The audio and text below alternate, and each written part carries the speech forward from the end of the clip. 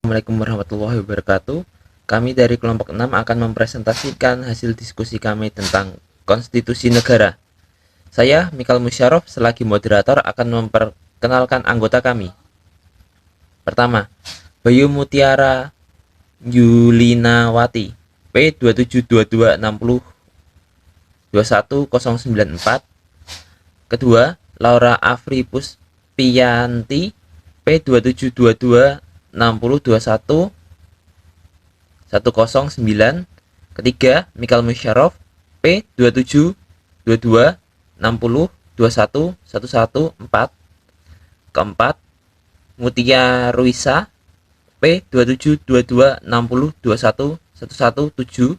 Dan kelima, Sri Fitri Purnawati dengan NIM P272260212129. Materi ini meliputi pengertian, ciri-ciri, jenis, dan fungsi. Saya sambung materi pada selanjutnya. Yang pertama, pengertian konstitusi. Konstitusi dapat diartikan sebagai undang-undang dasar suatu negara yang merupakan sebuah norma sistem politik dan hukum bentukan pada pemerintahan negara. Biasanya dikodifikasikan sebagai dokumen tertulis. Hukum ini tidak mengatur hal-hal yang terperinci, melainkan hanya menjabarkan prinsip-prinsip yang menjadi dasar bagi peraturan-peraturan lainnya. Selanjutnya, ada pengertian konstitusi menurut para ahli.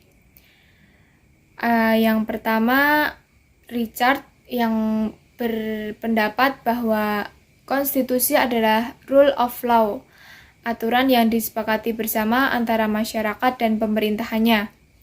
Konstitusi ini dibuat agar pemerintah mempunyai batasan dalam menjalankan tugasnya. Selain itu, terciptanya keamanan dalam negara menjadi tujuan utama. Yang kedua ada K.C. Witt yang berpendapat bahwa konstitusi adalah seluruh sistem ketatanegaraan suatu bangsa yang terorganisir dalam pengaturan, membentuk, dan memerintah. Yang ketiga ada Khairul Anwar yang berpendapat bahwa konstitusi adalah fundamental law atau sebuah aturan dasar.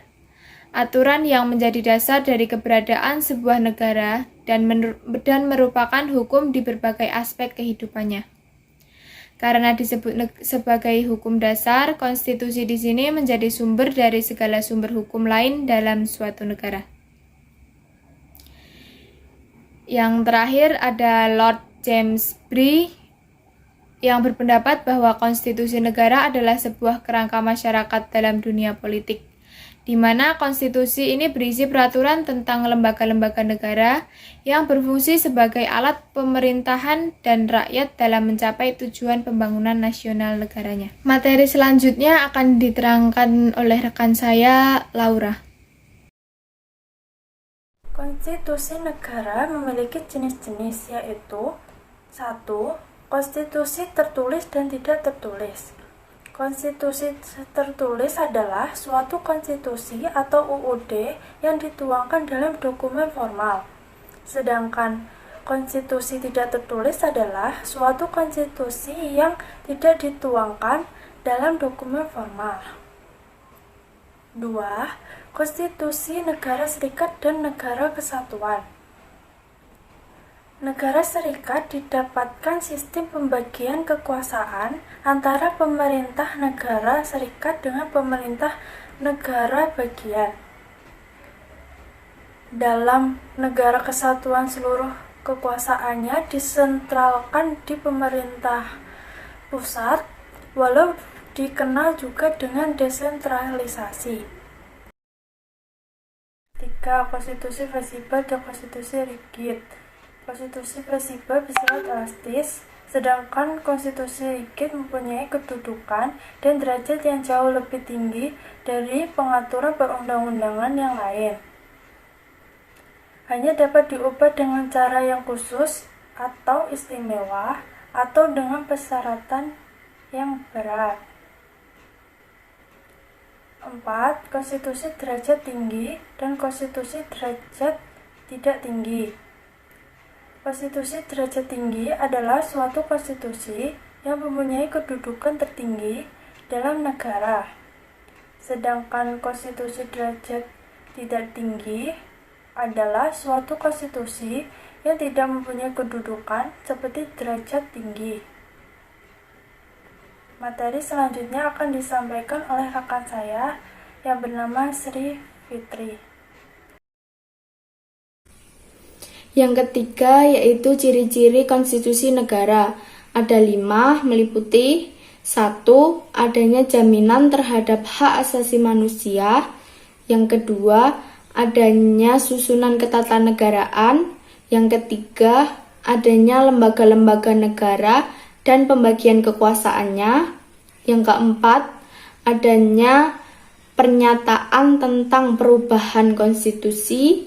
Dan yang kelima, adanya bentuk negara dan tata cara atau asas demokrasi Pancasila yang berlaku. Fungsi konstitusi. Yang pertama, konstitusi berfungsi sebagai sumber hukum tertinggi. Yang kedua, konstitusi berfungsi sebagai alat yang membatasi kekuasaan. Yang ketiga, konstitusi berfungsi sebagai identitas dan lambang nasional. Dan yang keempat, konstitusi berfungsi sebagai pelindung hak asasi manusia dan kebebasan warga bernegara.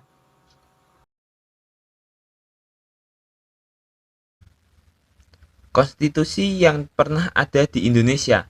Pertama, pada 1945 terdapat UUD 1945 dengan kepanjangan Undang-Undang Dasar 1945. Pada 1949 terdapat RIS dengan kepanjangan Republik Indonesia Serikat.